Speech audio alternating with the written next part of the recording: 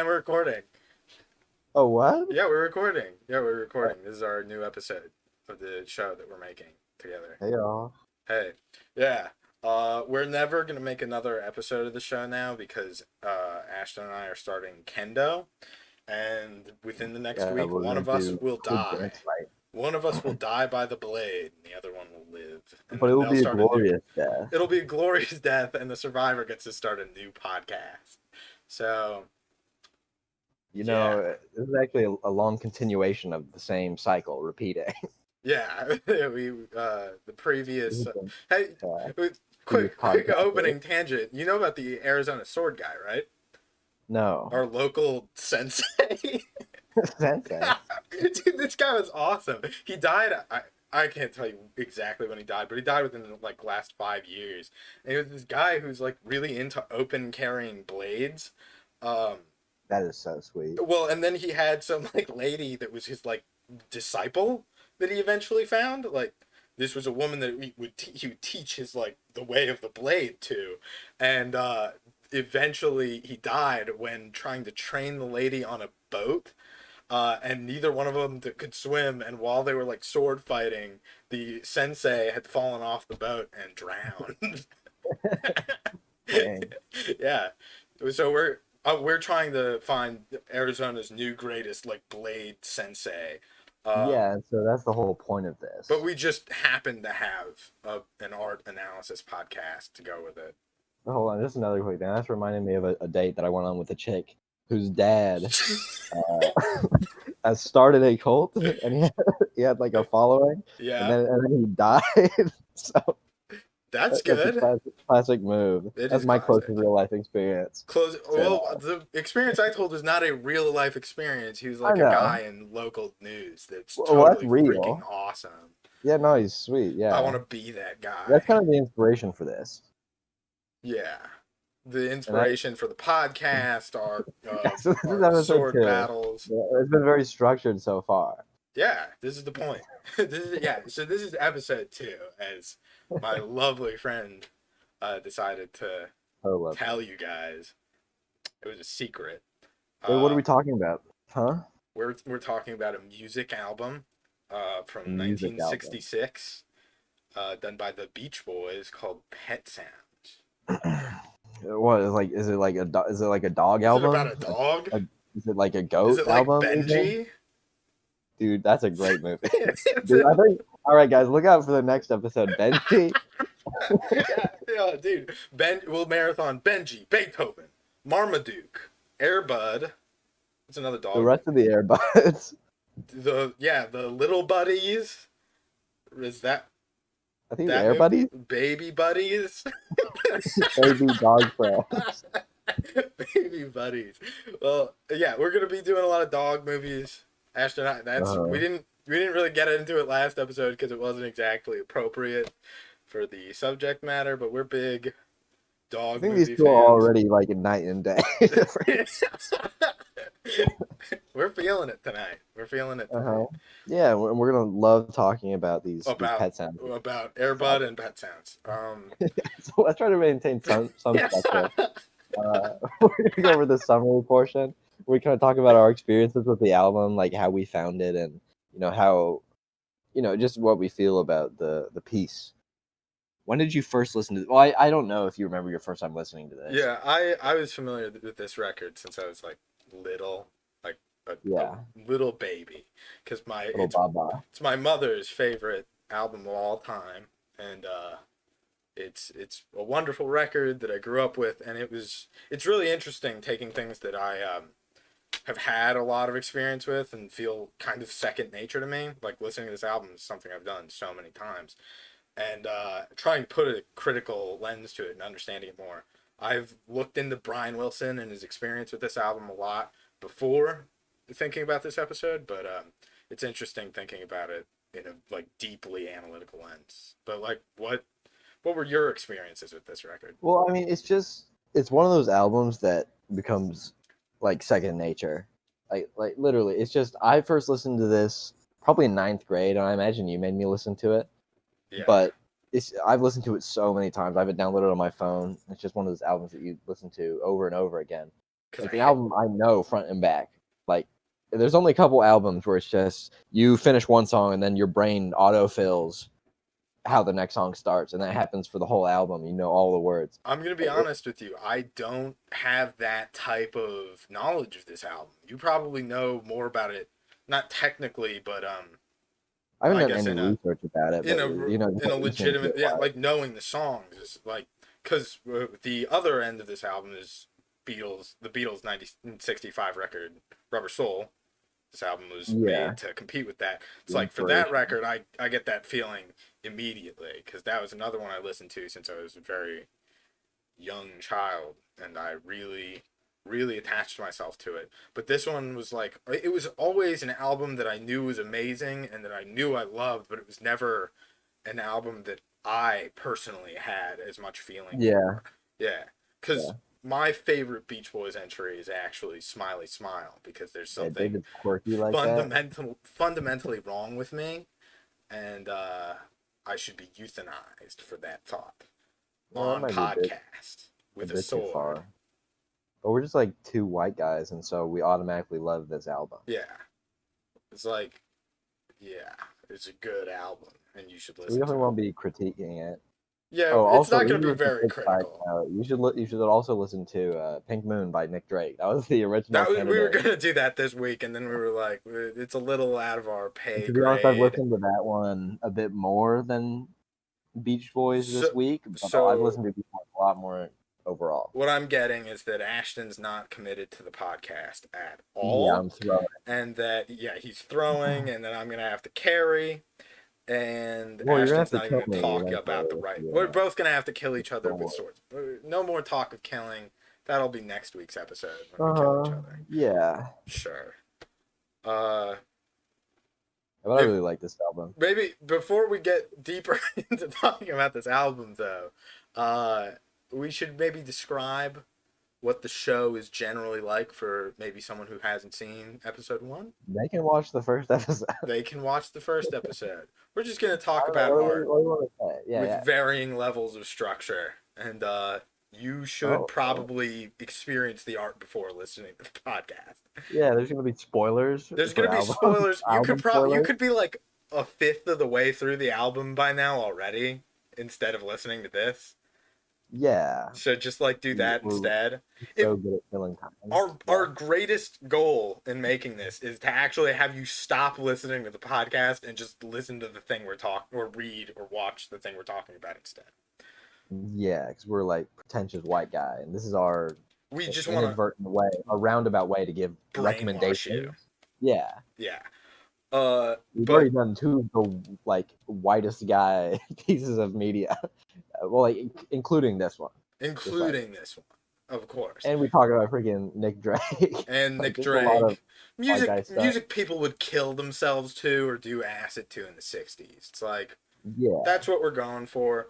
Are we going to go through the album in song order now, or are we going to talk about the history? What do you want to do? I don't have too much to say about the history because I don't know as much. If you want to start with the history, I say great, but I have more of an intimate knowledge of the album, just like listening to it, so I can go off on the song. All right. Well, to preface my understanding of this, I would like to go through at least I'll attempt to be brief in my description of this history. Well, do you know about Murray Wilson? No. So the Beach Boys are Charlie, Dennis, and Brian Wilson, and then their cousin Mike Love. And Murray Wilson is they're all related? Yeah. I did not know that. Well, fun fact. It's a tidbit show. They are brothers. Yeah, they're just in a band. To get cool tidbits. Yeah, about white people media. Yeah, to bring up in conversation to your friends. Yeah, to be a better white person. Yeah, they'll love to play. But so Murray was an extremely abusive and domineering father, but he was also their manager, I think, up until 1964. Like a Britney Spears situation. Just about as bad, yeah.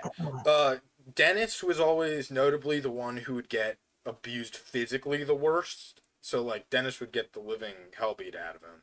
But Brian Wilson has noted instances of abuse where Brian was hit in the head with a 2x4 so hard that he went half deaf permanently. and an instance where his father Murray made him shit on a plate as punishment. I can't really find like why or what the logic is behind it, but that's how Murray was, and he managed them as a band. And Brian, being as bipolar as he is, really took it to heart, and the way he views himself in this album is extremely claustrophobic, I believe, because of that. And along with that, during 1965, Brian had his first experience with LSD, and that caused Brian to have an experience where he met God, and he became very paranoid after that. That's why this album is very like personal and critical of the speaker, you know? Uh-huh. Yeah, so there's that, and then along with all of that, you get the relation it has to Rubber Soul, the Beatles' 1965 album, and often regarded as the first of the like modern concept albums. Yeah, concept. In which that's a record about like fake feelings. If I was going to describe it in like a couple words, hence the name Rubber Soul. And Brian was trying to not only compete with the Beatles, but also make a very personal departure from the like original Beach Boys of like pre 1964 era, where everything's sort of like surfing themed. This is the third album that's not surfing themed that they made. That's really it for the history that I think is extremely important.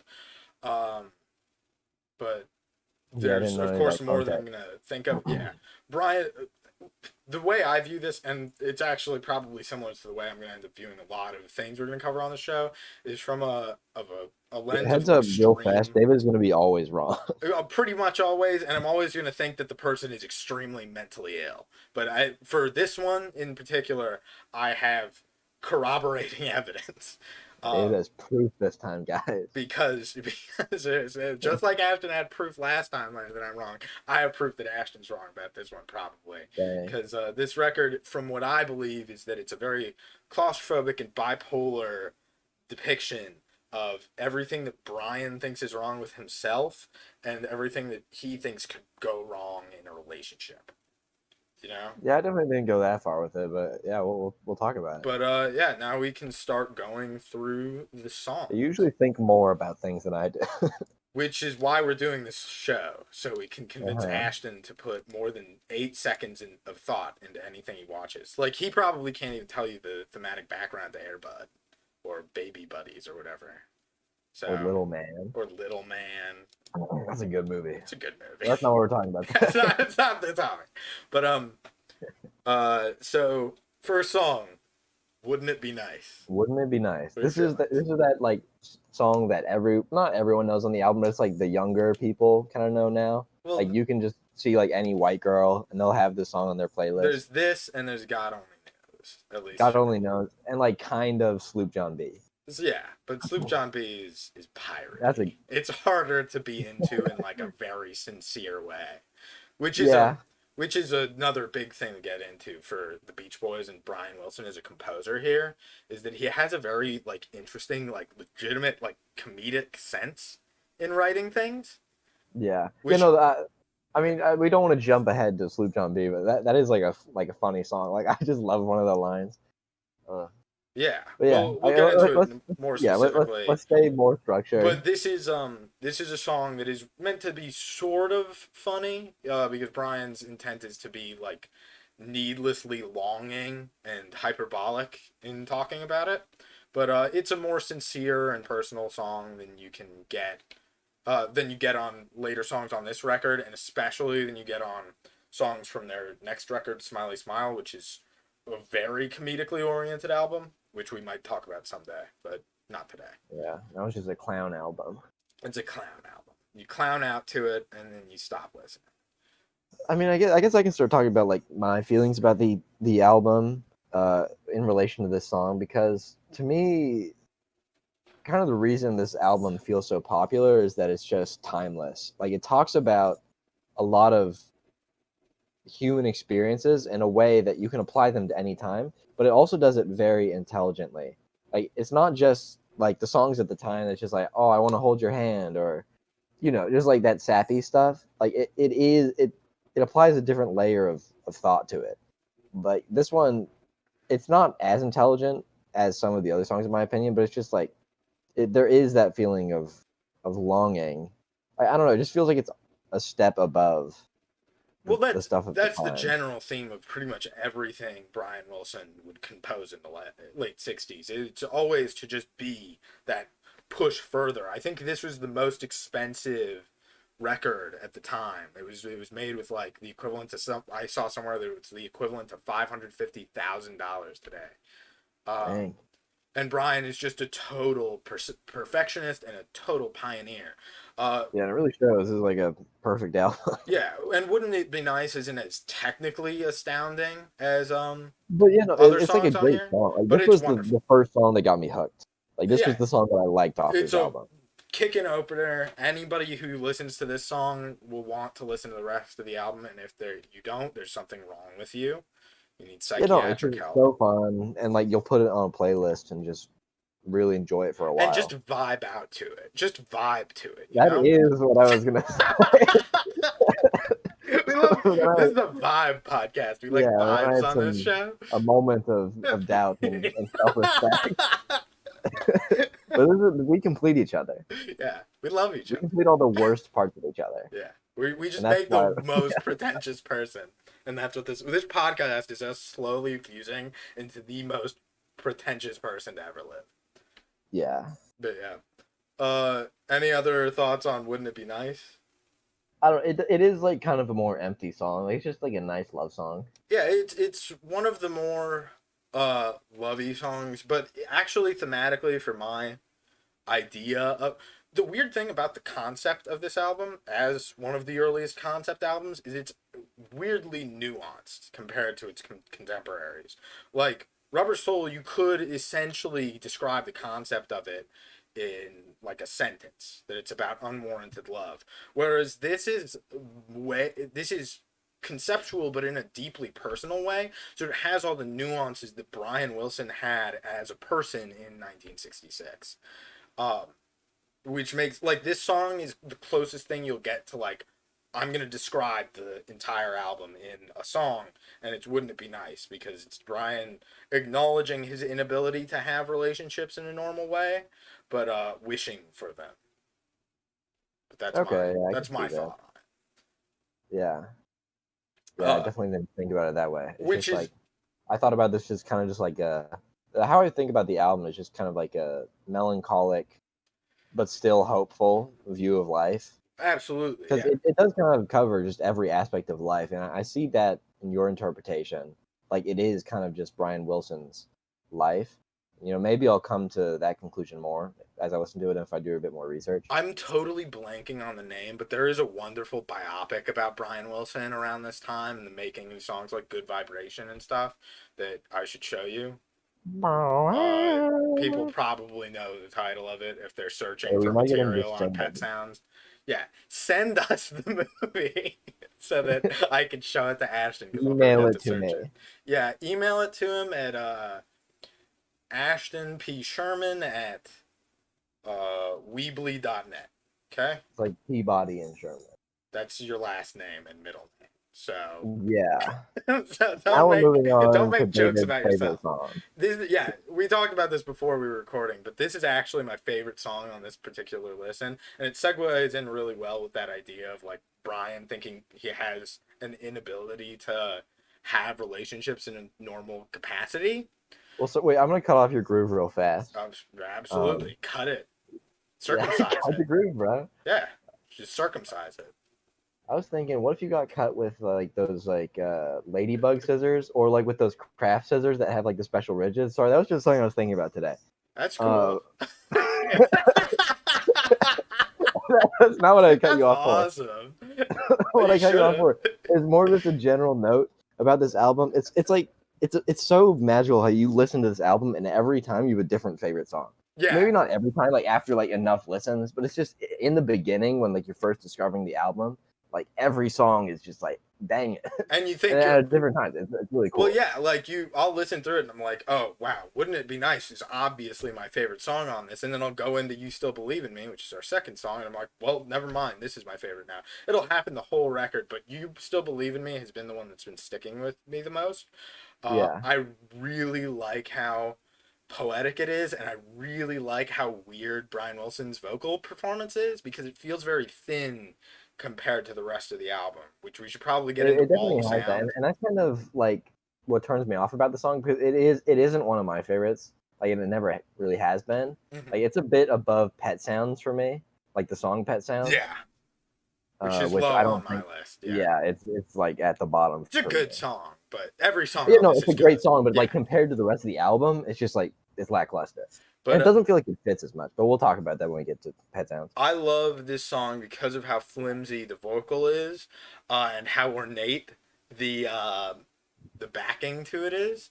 Because with the two previous records that Wilson did in 1965, they feature a lot of like orchestrals, which is not a very Beach Boys thing. Like if you listen to Beach Boys in the early 60s, you'd think that they wouldn't have that stuff at all. But Yeah, more short guitar. the track on this is so ornate, and it sounds like, compared to like Brian Wilson when he hits the I want to cry line in this song, is just so like shrill for him. Hmm. It's a really striking song for me, and the lyrics in it are very, they're they're heart wrenching, and it Well, they makes you really go sad. along with your interpretation of the album. Yeah. They're like, of course you could pick out cherry pick. I'm absolutely gonna cherry pick songs that go with how I feel about the record, and You know, I'm it's just sure that you can do. interesting because I never really noticed it, but it does work perfectly well in this context. Sorry, I'm reading the lyrics, and the first line is "I know perfectly well," and It's good. Also, there's when the harmony finally comes in and Brian forms his wall of sound, which is his technique that he likes for this record. It feels religious, you know? It feels like a church yeah, singing, yeah, like a I church can see that, choir. and I think that is like why I don't like the song as much. Not because I love the effect; And it's you just love I don't like the Jesus. religious aspect as much. What, Ashton? You're saying I'm you don't love Jesus? I'm sorry, I'm not saying that. You know me, Your main me man and JC. me You and guys are tight. Jehovah, Yeah. we're like that. Okay, Is you can't see it, but I'm Jehovah crossing named my for fingers. Jesus? I thought he was named for God. No, that's Yahweh. Oh yeah, don't, you can't say that. I'm Got him. God. Pranked. But yeah, but this that church like feeling goes with No, Brian. it does feel like you're in like a chapel. But Brian was at the time having these horrifying experiences of meeting God on Yeah, LSD, and it feels like this is the that's not song Jay. of Brian like pleading with God, you know, at a certain point, Yeah, to like make him normal, like because Brian's deeply mentally ill in real life. And it's this, he's having this inner battle, and at the time he was looking towards God, and that like it never lyrically goes towards the religious, but it feels very religious, which is really interesting. It's a really cool thing that the song yeah. does. It's why it's my favorite at the moment.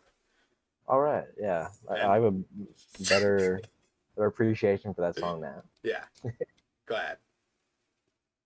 This is. Do we want to move on now? Yes, we do. Yeah. Sorry. So this is one of my favorite songs. I don't know if it is my favorite. I don't think it is sonically, but just like thematically and lyrically, like I love this song. Like that's not me. That's what we're talking about. The song that's not me.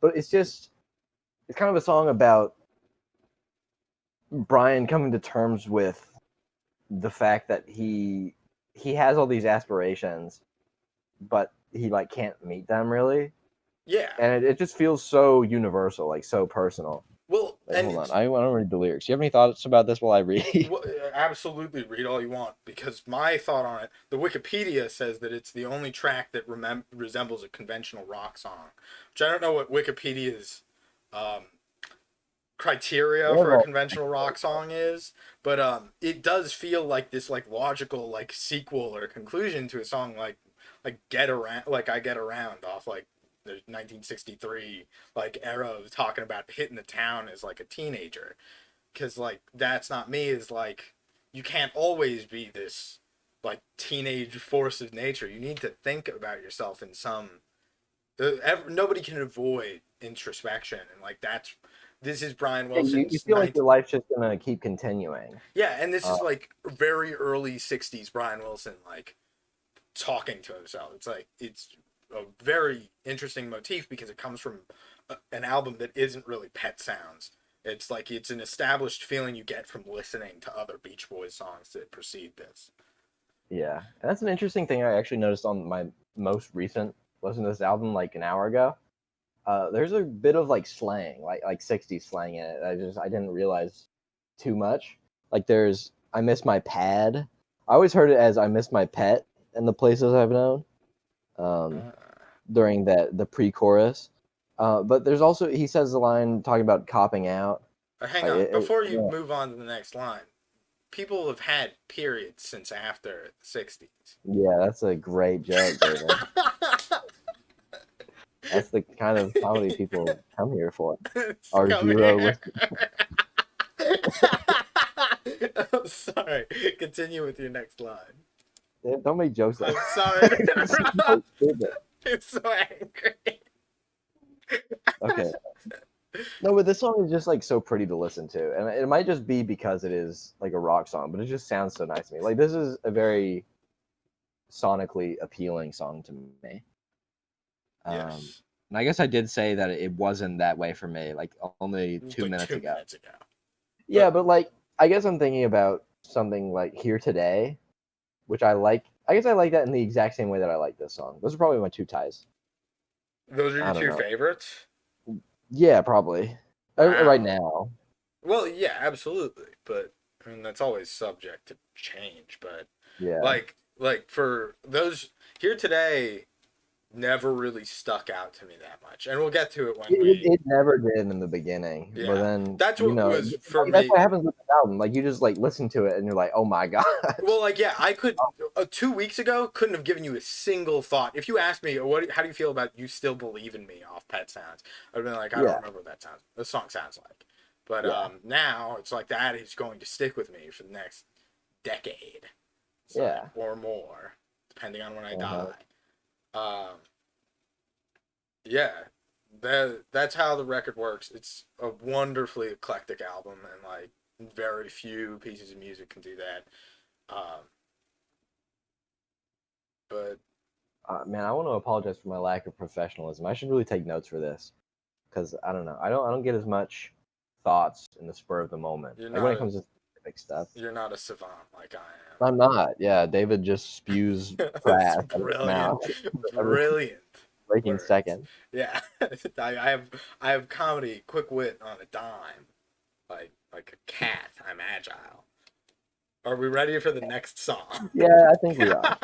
All right. So the next song is "Don't Talk." (parentheses) Put Your Head on My Shoulder, which is another. I always put like a very deep mental illness spin on it for myself. Because Brian's like inability to cope with verbal affection compared to like that's not what I got affection. At all.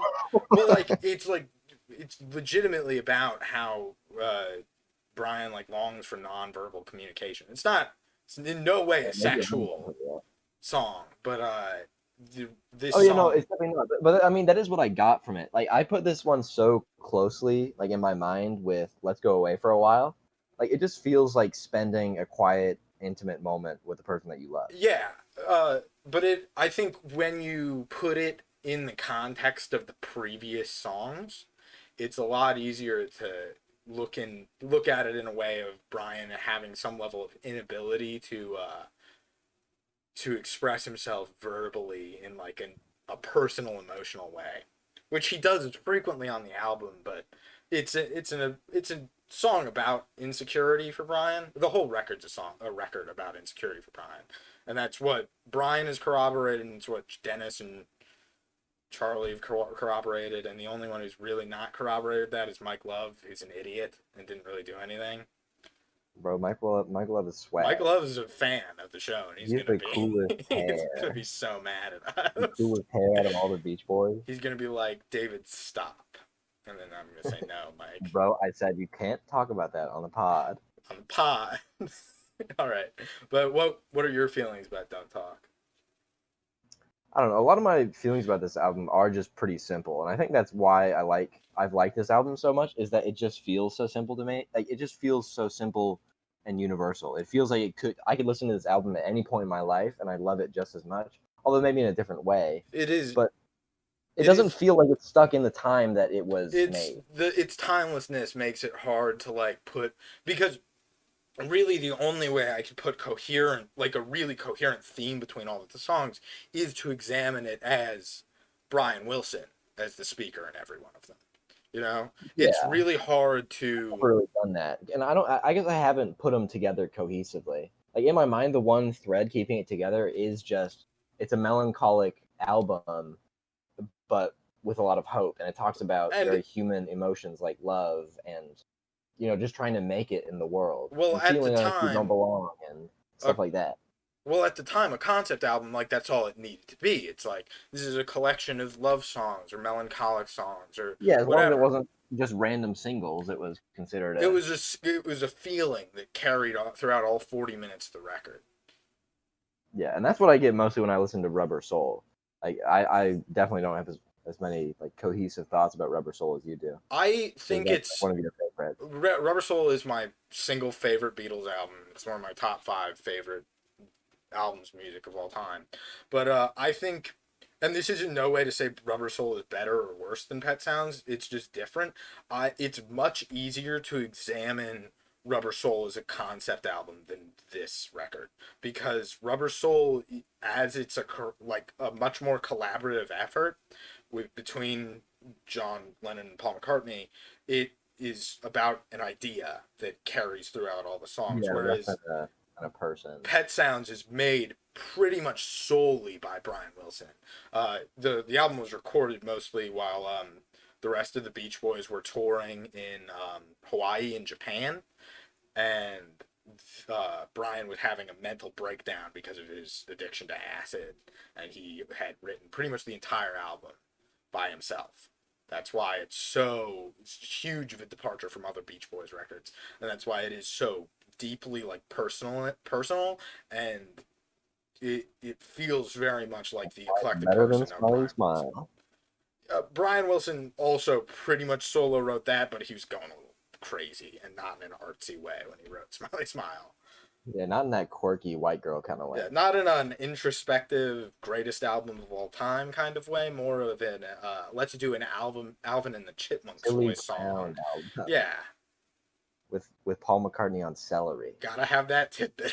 That's a good tidbit. That's a good tidbit for you white folks out there. Yeah, the song "Vegetables" off Smiley Smiles, Amples, Paul McCartney on Celery.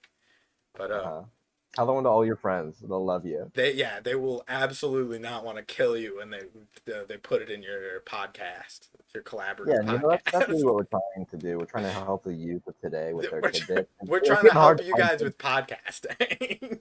Yeah, send us your podcast. We won't listen to them. We'll review it. We'll do a whole episode reviewing your podcast. That's meta, dude. I'll do it. It'll be a solo episode. So, but like this album, I guess it is one of those albums for me where I have listened to it so much that it becomes second nature. And we've said that a lot, but when it becomes second nature, it just becomes familiar and comfortable.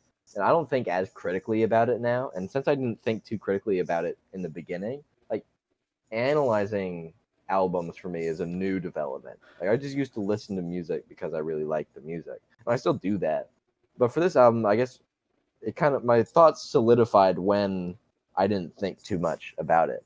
And so now I just listen to it and really like it sonically.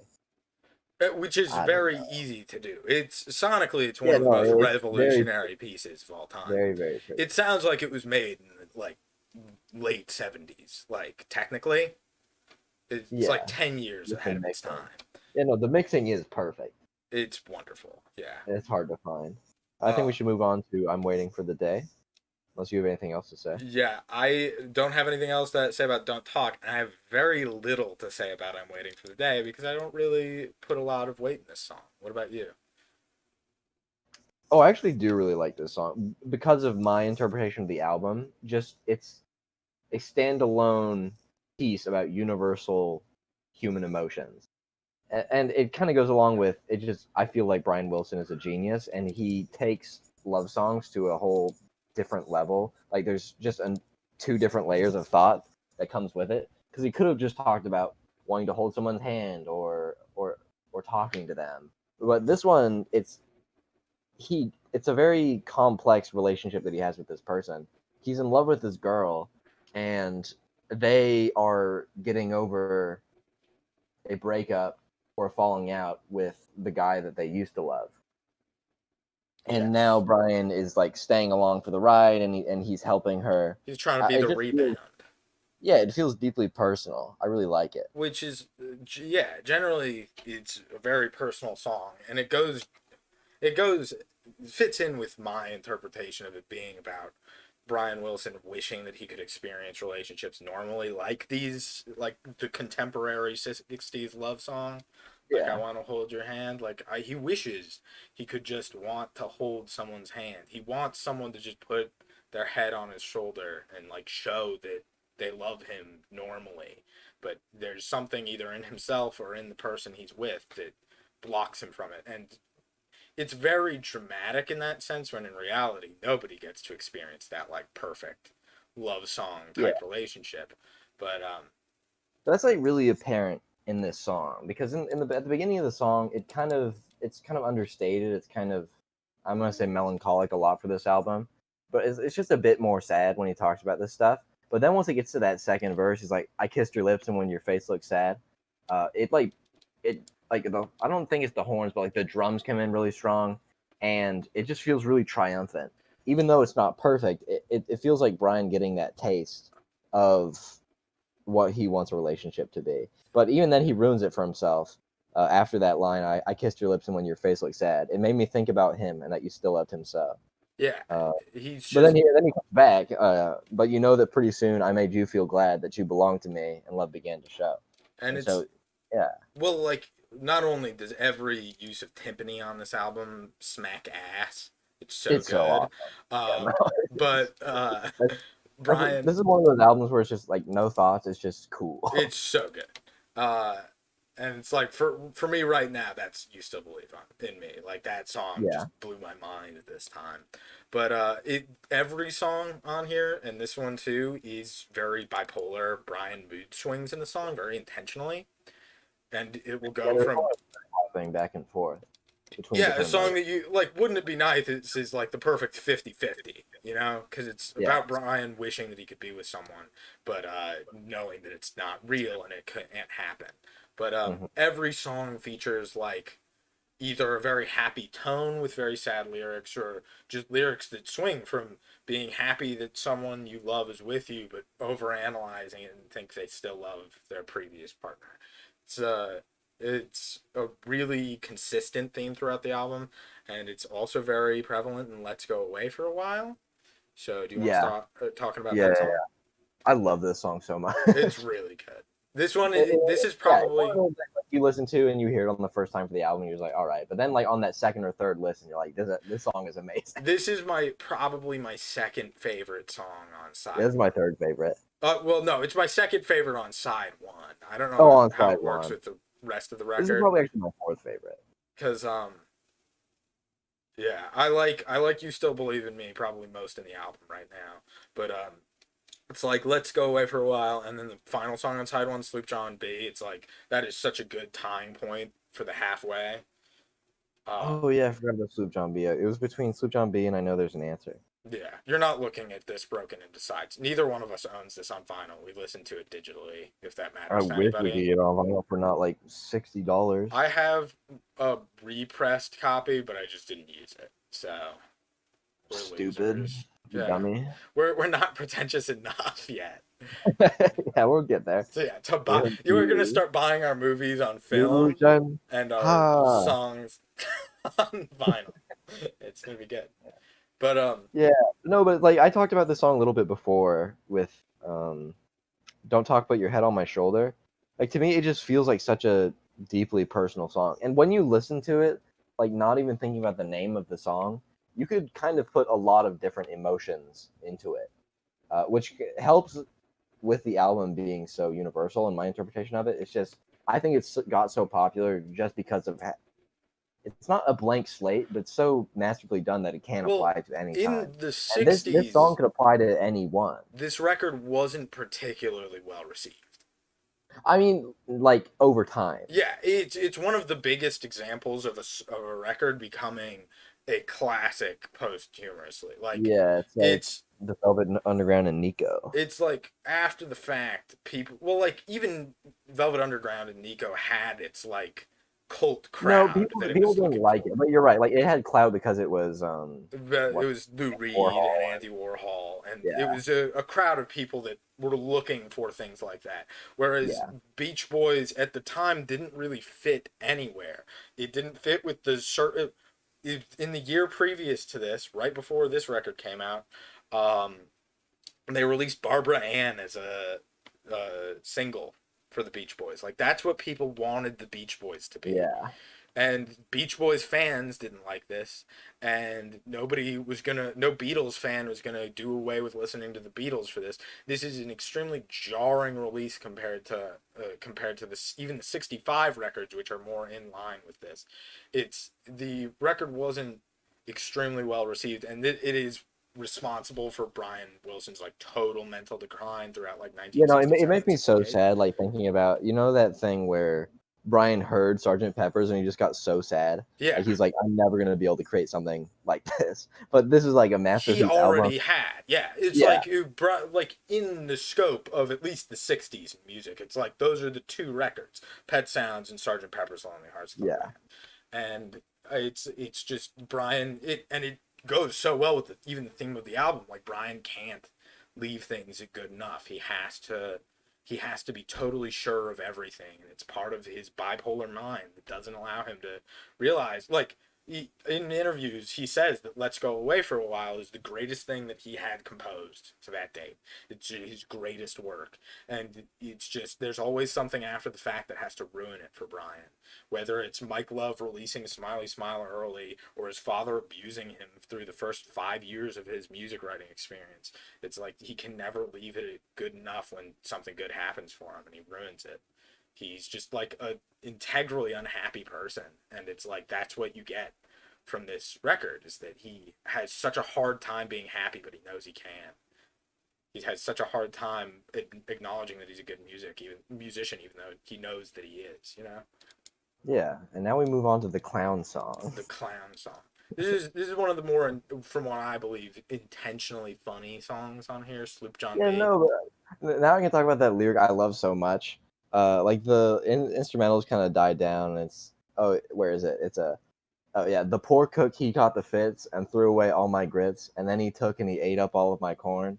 That line makes me laugh every time. Yeah, it's like really it's putting Brian's like mental issues into the terms of like pirate shit, like folk ship music about not liking being on the boat and wanting to go home. It's like when I was a kid and I was listening, this is like I would think of this album like, oh, I don't want to be this car ride I'm on is really taxing. I just want to go home and watch TV, It's like it feels kind of whiny like a kid, that like childlike longing for like normalcy.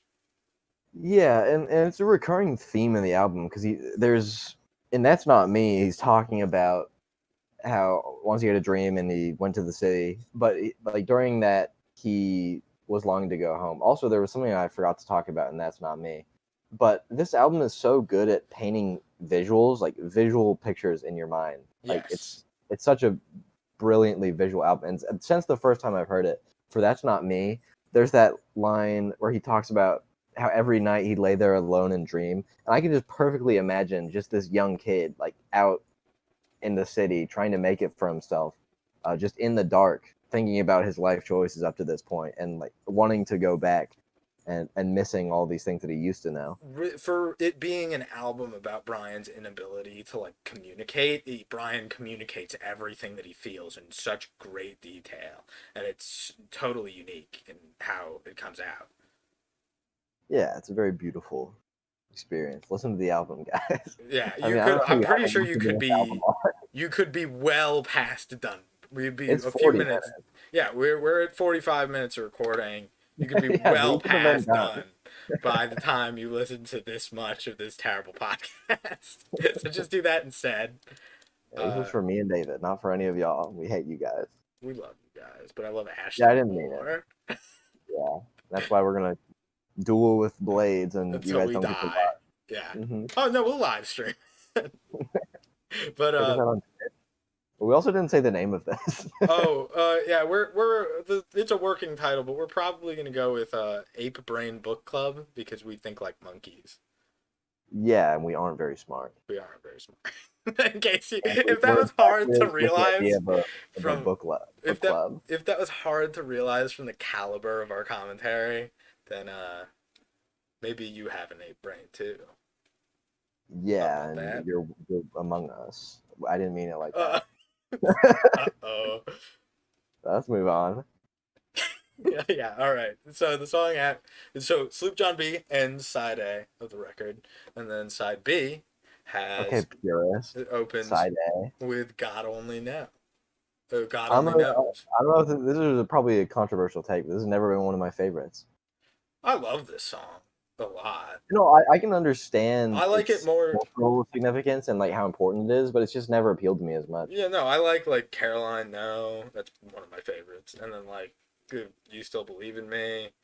Better. I like out of the two really popular ones. I do like God Only Knows better than Wouldn't It Be Nice, which I know you probably don't.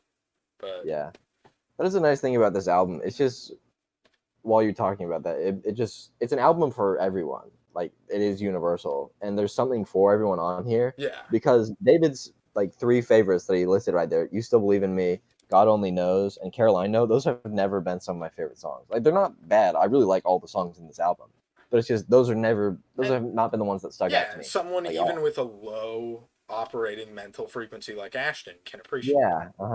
Yeah, exactly. So listen to the album. But yeah, this is by far the most religious song on the record, and controversially so. There was some issues with the use of the word God on the album. Yeah, like John Lennon saying that they're bigger than Jesus. Yeah, just like that. That's another tidbit for you guys. That's a good. You might not know that one time the Beatles said they were bigger than Jesus, and it like caused John Lennon to get assassinated.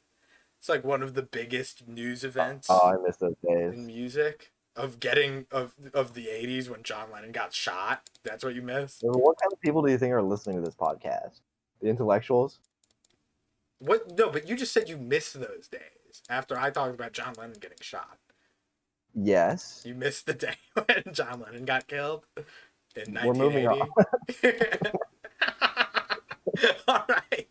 But just for God Only Knows, it is a deeply melancholic religious song. It's Brian Wilson at the time is very religious in a very bizarre way, and it comes out in this weirdly like threatening, like this. It's got the title God Only Knows is foreboding, and it's a very loving song about like someone who really depends on someone else. But in the context of the rest of the album, it has a lot to do with like what will happen to Brian without these people that he cares about, and it has a lot to do with him placing too much dependence and too much stake in people that aren't him. Yeah, that's what I think about the song. What do you think about it, Ashton? I don't really have any thoughts about this song. You don't? No, just not that you don't like it as much as most people. Which is interesting. A lot of people really love this song. Yeah, no, like this is one of the songs on Pet Sounds, and it's like I've had it on playlist before. It's not like one of those songs I was excited to hear come on. It embodies something interesting, but it's not necessarily specific to the song. It's like the whole album. It has very interesting use of instrumentation. It's got a wonderful instrumental with the horns on it, and the opening line. Well, there's also a lot of weird instruments. Yeah, but like I don't remember what specifically. What's the song with like the bike bell and the horn? I like that one. You mean like the end of Caroline No, where it's got the? No, it's a different song. But I don't remember right now. Okay. Well, the other note about God Only Knows is that, in my opinion, that opening line is one of the most iconic things ever written. Like, it's one of the Yeah, it most reminds me kind iconic of song Mac lines. DeMarco. Yeah, it kind of sounds like Mac DeMarco. Mac DeMarco vibe. It's got a real vibe to it. Yeah, I was about to say, I was about to bring up vibe before you, so I'm the cooler vibe guy on the Yeah, podcast. of course. Don't step out of line, but yeah. You know, but it is just really cool line. It's iconic. A lot of this album is very iconic. But You hear something totally, like like that I may not always love you line is like like you 0.1 seconds into hearing that song, it's like I immediately think about that line. And it's like it's not particularly like resonating with me emotionally. It's just a wonderfully written and sung line. It sticks with you and it sticks with a lot of people. But yeah, the song following this, I think, sticks out both a lot more to both of us. It's I Know There's an Answer. definitely. Yeah, we both Oh, yeah. really You like want to this talk one. about Hang On to Your Ego in conjunction? Well, yeah, I guess Hang On to Your Ego is the demo, the original version, and Yes. I Know There's an Answer was the final version. This is one of the songs uh, Brian wrote on a very early acid trip, where he would drop acid or he'd smoke marijuana, and he would just sit at his piano for hours and not eat. And this was one of the really Yeah, and it's early just because ones. it's like harder to understand. It's Like, harder to understand, and the instrumentation on it is barren by comparison to the rest of the album. It's got definitely. that just driving like honky tonk piano sound to the like the riff to it, And and that's what's it's so interesting to me about why it stands out, because I don't like this one sonically as much as other songs on the album, but it is probably my like fourth, third or fourth, not third, but like fourth favorite song. Um, like when I hear it first come on, it's like I'm not excited to listen to it, but then the lyrics kick in, and you're like, okay, I like this song. Hold on, it's just so emotional and driving, especially when it gets to that chorus. I know there's an answer. I know now, but I have to find it by myself. yeah, it's one of the more like it's one of those more relatable songs on the album. The end of this record is where it gets extremely personal and it's harder to relate to. We're about to get to probably the hardest to relate to song um, on the record, which is "I Just Wasn't Made for These Times." Oh, I Um, love that song. it's a wonderful song. It's like perfect for Brian Wilson. It's great, but like at its heart, it's not about anything that you or I have experienced. You Yeah, know, we can't. We're not geniuses. we're not. Yeah, but are We there just any explore the fun. other things you want to talk about for "I Know There's an Answer"? No, I mean, other than it's just I don't understand it really. Yeah, Like it I'm not sure. I don't know if there is a cohesive it point to this song. Like I want to every time I listen to it, I want to make something out of it. which is what I get a lot with the record, and it's like But it's just like I don't know what the answer I is. want to tie the whole album up into something that isn't that it's about uh And I guess that Brian song Wilson. perfectly embodies that Yeah, and it's because it's him talking about these people going around, um, just like living their lives, but he feels like there's something more, but he doesn't know what it is, and he's looking for it, and that's kind of the process of this album. It's Brian figuring things out about himself. yes. I don't know. It's it's one of the less like claustrophobic and pessimistic songs on the album. It's like a lot of the songs It's here. hopeful. Yeah, well, a lot of the songs here take Brian and put him under this microscope where they just nitpick at him, like as a person and all of his insecurities. Whereas this one isn't. This one isn't an "I did something wrong and I'm unforgivable" song like "You Still Believe in Me" or "That's Not Me" or something like that. Whereas this one is more normal mentally, not Yeah. in writing. It's a very interesting song, but yeah, and I think Well, the one thing I did, simplicity of it has a lot to do with that. yeah. Oh, it's a very simple song. It's very repetitive. The Uh lyrics huh. aren't very poetic. Uh, Like they're they're poetic in the very sense that they're vague. yeah, but they're easy to follow. Yeah, Like definitely. for a very basic understanding of the song, like the hardest to understand songs for me. The ones with the most depth to me right now are "I Just Wasn't Made for These Days" and Times. "You Still Believe in Me." Yeah, "These Times." Sorry, but yeah, it's a very it's a standout song for the record. It's well, I have a very. This is more of a personal comment to make about it, and I'm curious whether you think a similar way. This is more just generally about life, but in the song it talks about like Brian Wilson seeing people and them living their lives a certain way.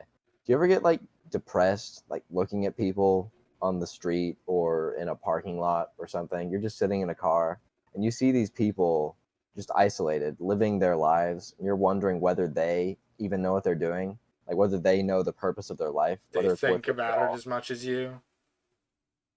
Yeah, and like that's what this song is to me. I don't get depressed by that idea.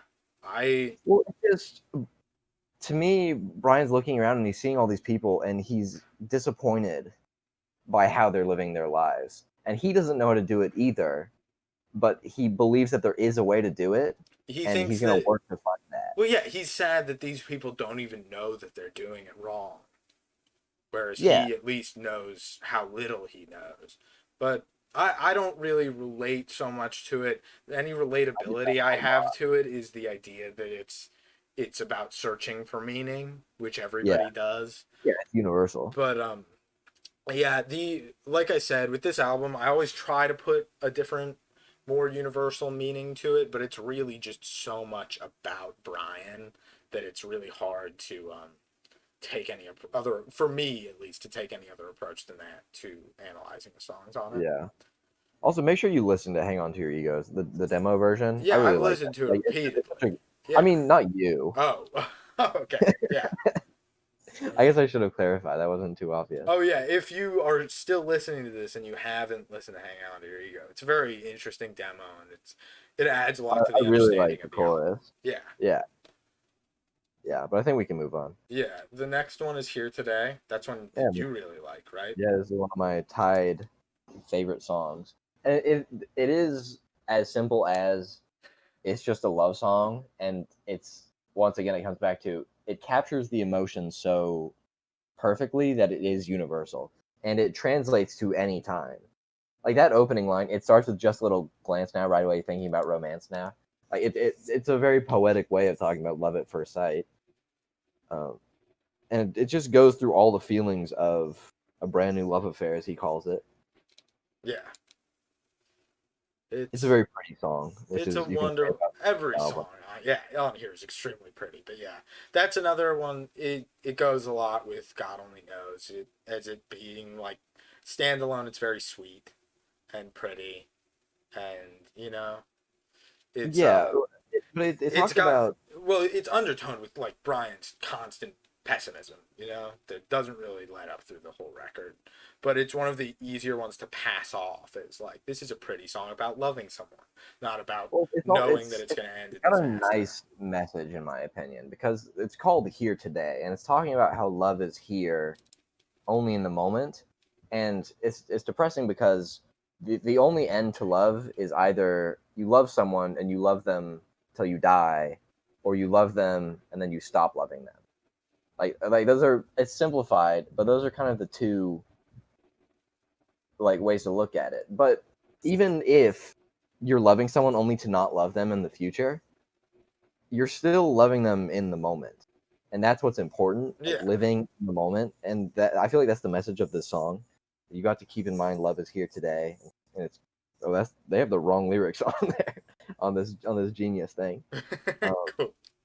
It's Well, classy. and it also goes with that super iconic, what is it? Line at the beginning of "God Only Knows." "I may not always love you, but long as there are stars above you, you never need to doubt it." Yeah. It's like it is an album that is the most optimistic theme you can put to it is that like love is in fresh supply, and wherever you can find or give it, you should. And it's like no matter how much it hurts or how futile or how it won't last, it mattered that it happened. Yeah. Yeah, that is beautiful and wonderful. Well, this song is also like a perfect balance that Brian strikes throughout the whole album of that. It's not. This is like a 50-50 balance exactly, but the balance between the hopeful aspect and the melancholic, because he starts the song with the hope, like new love, like it's going somewhere, and then he goes into the bad parts about love and talks about you should enjoy love while it's there. But the second verse is Mike Love singing. Wait, is he sing? Yeah, he sings for the whole song. My bad. But Mike Love singing, and he's talking to a guy from the perspective that he was the guy that the girl loved before. I probably said that in a very confusing way. It's from the perspective of an ex-boyfriend. Yeah. And so that's the melancholic aspect. But I don't know. It's very, very beautiful. Yes, it is. And Mike Love is still a fuckhead, but the song's good. Screw off, Mike Love. Yeah. Fuck you, Mike. Come get He's some. gonna be the only one that listens to this. He's gonna be the only guy who listens to him, and his our luck. His old crusty ass is gonna come to my house with a gun and fight you. Mike, you know we only. I had a much more grim idea of what Mike was gonna do, Ashton. He's just gonna execute me. You've been talking shit. How old is Mike Love? Let me Google that. You can hear me typing. An important tidbit, yeah. Mike Love age. Yeah, this is a good. You can share 80 years old. Yeah, his 80-year-old crusty ass.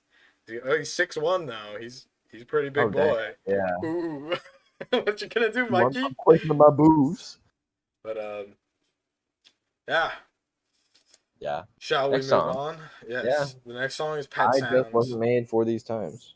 Oh, the next song I just wasn't made for these times. You're right. I can't read. I'm a not smart guy. Another. You're just gonna skip over a really important song. Yeah, like one of the most important songs on the album. Yeah, especially for my interpretation. Yeah, and especially going into Pet Sounds, replacing it. Yeah. I just wasn't made for these times is one of the hardest songs for anybody to relate to because it is about Brian being a genius. And, like way ahead of his time. Yeah, nobody understands what he's trying to do, and on a fundamental level, really nobody did. Around the same time, we get the recording "Good Vibrations" and a sheer amount of money that was sunk into that song alone. And nowadays, it's lauded as the greatest single ever written. But at the time, it was a good song and it did well. But nobody really got why Brian was so anal about it. Like there were thousands of hours of takes just for the violins on that song, from what I remember. I think there's violin on it, but whatever. But there's thousands upon thousands of hours of takes for Good Vibrations, and Brian would not take it and cut it until it was absolutely perfect, and nobody understood Brian, and Brian was just constantly falling into a deeper and deeper mental breakdown at this time, and this is you can really feel how sad it is in like a lot of the lyrics. Yeah, it's just Brian longs to be understood, and really nobody would understand it for 40 some odd years. I think the album was repressed in stereo in the 90s, and that was kind of one of the first times that people understood, like widespread understood, just how amazing this album was. Yeah, it's harder to listen to on mono. Even so, it doesn't deserve to be on mono. Like it deserves to be a stereo record. But even so, like people just were not willing to accept the idea of the record, especially coming from the Beach Boys, especially coming from a place of the fun-loving band. Yeah, a fun-loving band, like swerving into a group of people that were talking about parental abuse and discussing religion in a somewhat taboo way. It's an album that it was an album that, just like Brian as a human being, was not made for these times. Nobody was built to understand it yet. Pop culture just couldn't wrap its head around something like Pet Sounds or Brian Wilson. But luckily, I think in a week it's gonna be exactly 55 years later from the release. We showed up, and we understand it better than anybody. We understand it better than Brian now. It's true. Because we're geniuses. Well, and he's too old now. Yeah, he's old. and we're smart That's it. and cool Yeah. and sexy, and we got it. So don't worry, Brian. You can rest easy. No, but that line, they say I got brains, but they ain't doing me no good. I wish they could. That line always makes me sad when I listen to this, thinking about Brian. Yeah. Well, like, and now he's just like he's debilitating. Like he just can't function very well anymore. It's so hard for him to play music. He's been destroyed by drugs and just the mental stress that his brain has put him through. He's a disaster now. He's so old, and it's so sad that now people are welcoming Brian with open arms. Like people want to hear what Brian has to say. But you'll look at pretty much every resource about this album, and they're all from like the 80s and 90s. Like that's the only time people really cared about this. You know, all the interviews from Brian where they were really in depth talking about this album, it's from far after the fact. Yeah. It's tragic because it is probably one of the greatest works of art in the past 60 years. It's sad that it has to work like that, like works of genius. Yeah, no, like he should have been compensated. Unnoticed. But he wasn't, and he never really will be unless there's some sort of an afterlife, you know? There's no way that Brian could get what he deserves for what he did, and it's that's what this song means to me, and it's extremely moving. And then I'm just thinking a lot about that trend with genius people, especially in the music world. Like their brains usually explode under the pressure of their society, and that can manifest in different ways, like drugs or suicide. I mean, most of them are like mentally ill, but like suicide. It makes me so sad thinking about people like Elliott Smith and Nick Drake. Nick Drake, yeah, which we were talking about at the beginning. Yeah, it's just like these people who were so brilliant, but they couldn't handle it. They couldn't handle it, and people couldn't handle it. I mean, Elliott Smith was well received at his time, but like he was, but like even he was so disappointed because people liked him for the wrong things. Like he did that performance of Miss Misery, and even then people liked that song, but even then they didn't get it at the time. It's impressed by that. It's hard for people to relate, and honestly, these people do expect too much. Like Pet Sounds is the most extreme sense of it, you know. Like it was a critically panned album when it was really probably the widely accepted greatest album of the '60s. But like with a lot of it, it's these people expect too much of the public. If you want to make popular music, if you want to sell music to people, you have to cater to what people want, and not everybody's as brilliant as you. But not everybody. We are making a podcast for people that are nowhere near as brilliant as us. Just brain dead. Yeah, like actual ape people. We're joking about us being like apes, but you guys are actual apes. Never contact us. Never contact us unless you have a podcast you want me to review that you did. Do you have anything to say about the song Pet Sounds? Not really. It's the Wikipedia says that it's based on on a James Bond movie. Yeah, James Bond film. Yeah, which is like kind of interesting, but it just feels out of place in the album. Yeah, it's my least favorite song on the record. It's a great song. It's worth listening to, absolutely, but it just feels like it's meant for a different record. It feels like something Brian really loved putting together, and that's why it's on there. It doesn't feel like it's exactly in service of the rest of it. It feels like it is operating at Brian's mental pay grade, and it's far higher than anything I'll understand, at least musically. But it is a good break between the real hard to relate to heaviness that is I Wasn't Made for These Times and Caroline No, which is the following song. Well, the instrumentals on this album, the two of them, are placed brilliantly. Yes. Like the structure of this album as a whole is very good. Yes. But the closer, Caroline No, David's favorite beautiful song. It's my second favorite song on the record at this moment, but usually, it used to be my absolute favorite song on the record. It's a song about the loss of innocence, the death of love, and it ties up. It's like it's the yin to Wouldn't It Be Nice as Yang. Yeah. It's like it ties up the record with the same idea. It restates the ideas of Wouldn't It Be Nice, but on the other end of it, on the less idealistic, the more pessimistic, more realistic. Well, it's still working with that that 50-50 balance of it starts out with the hopeful, Yeah. Wouldn't it be nice, and then it ends with the melancholic. Yeah.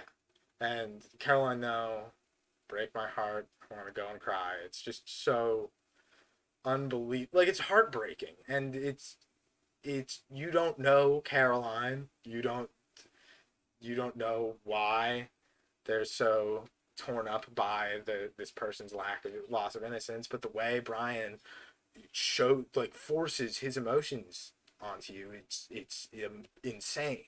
Like, it's one of the more moving songs on the record for me, and it's not really that it's thematically very serviceable, but it's not as thematic. You've been prepped for the whole record because there is that theme of love is temporary. Yeah. And you have to enjoy it while it's there. But and this is the end of love. Well, like, the saddest song on the record is easily I Just Wasn't Made for These Times. And even, like, subject matter, You Still Believe in Me, is sadder to me. But, like you were saying, yeah, the build to Caroline No is what it's this cathartic release. I want to go and cry. It's that in the end it's all heartbreaking. Even though it's wonderful to love and to have loved, the album at its core is melancholic, and it's all waiting for this heartbreak, and that's what Caroline No is. It's the heartbreak at the end. Yeah. It's also got some weird instrumentation. The instrumentation's wonderful. Brian's performance on it is wonderful. It's just got like funky instruments, like jugs and vibraphones. Yeah. And tambourine. And also, we haven't really talked about Brian's performance much on here, but it is another one of the very vocally thin songs. Yeah, it definitely is. And those stick out to you a bit more. Yeah, it's the harmony and the wall of sound on here is used far more sparingly, but when Brian harmonizes on the record on this song, it's far more impactful to me. Same thing. My favorite use of harmony on the entire thing right now is You Still Believe in Me, when it comes in with that church choir feel, that vibe that I'm talking about. They love vibes. I love to vibe. I love music. Actually, I fucking hate music. Get hashtag I fucking hate music trending on Twitter to end music. Yeah, we'd want no more of it. Yeah, we're tired of it. This already came out. This was pretty good. I kind of like Pet Sounds, but I don't need any more music. I think we're done. We extracted everything. I'm tired of music. There's nothing left for music. I listened to Butterfly by Crazy Town and this, and that's it. And I think I have everything. That's all the music has to offer. Yeah. I really want to play Crazy Town to close this episode. But we get copyright. I'm gonna avoid that. Sing it for me. I think we should talk about the end of this song. That's a very the horns very or genius. The train. Or the train. Yeah, like what do you think the train represents? Well, I think what is it? It means that, like, it's like a train. A train doesn't stop. It's hard to stop a train. You need to move on. And whether there's a lot of possible interpretations, and I guess this is one of the things I've thought more about for the album, like the train at the end. I think it's an amazing closer because you're situated in a fixed point. You're not on the train. Like, you're not hearing the train. You hear the train coming, then the train is there, and then it goes off. This is also the song that has the titular pet sound I was talking about before recording.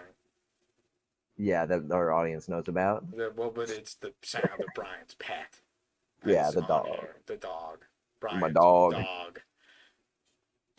Oh yeah, no, but I do love the dog barking at the end. Here's another idea though that I would. This is a more game theory-esque interpretation of it. Like you were talking about, with the record being about like how love either ends with you loving someone until you die or stopping loving someone. This song could also mean like literal passing. Like a loss of innocence. I mean that is a common symbol for the train. Like the train, and the black train, like it's death. Yeah. Death coming to get you. That's a cool song from Over the Garden Wall. Old Black Train coming. Yeah. That's not the name. Old Black Train. Yeah. I like that song. We should do Over the Garden Wall. We should do that for the show. That's a very good idea.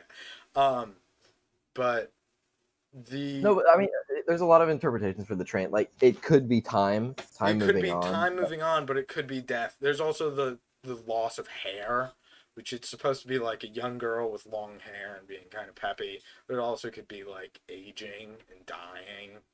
Like when I was like young and I would listen to it, I'd think about like cancer, you know. Yeah, And I don't this know how. could be like, if we are talking about that game theory, at the end, it's like you either love someone till you die, Or or they die, of course. they die. Yeah, but you might stop loving them before that happens. Which is where the loss of innocence mean Yeah. the song could come into play. Mm-hmm. It's like, and I think that's that. I think that's a. I think there's been more interpretations for the train. Yeah, there's a lot of interpretation you could put into this song. I don't think Brian really intended it for it to be about death, but I think that idea could work very well with the album. Generally, it's definitely not one that I put with the train. I very minorly put it with the train. Generally, I think of it as like passage of time, moving on, and trying to love again, because that's what so many songs are about. Time moves on whether you do or not. Yeah, like could either get on the train or get hit. Yeah, you're not with the train when you hear it, and this could be Brian not moving on from and letting life pass him by. Yeah. Staying there with the comfort of like his dog, it's home comfort. Maybe. It's a wonderful song. It's a wonderful album. You should listen to it. That's our show about it. Do we have any finishing thoughts? Other than I love you, I'm not sure. I'm not sure I do. I love you. I did that for the audience. I thought we hated the audience. You hate the audience. I hate the audience. Ashton loves the audience. It's kind of like a fun, like Penn and Teller. Yeah, like a cool dynamic. Comedy duo. We're gonna be doing live shows. We might be taking more inspiration from Penn and Teller later, and I might be going just completely totally silent and pulling cards out of his mouth for this audio show. Yeah, it'll be good. We'll probably do something next week. Yeah, subscribe. Like and subscribe. Add us on Patreon and LinkedIn. Email Ashton your podcast, please. I love all of those. Ashton loves podcasts, so he'll listen to it on 2 times speed because he's a psychopath.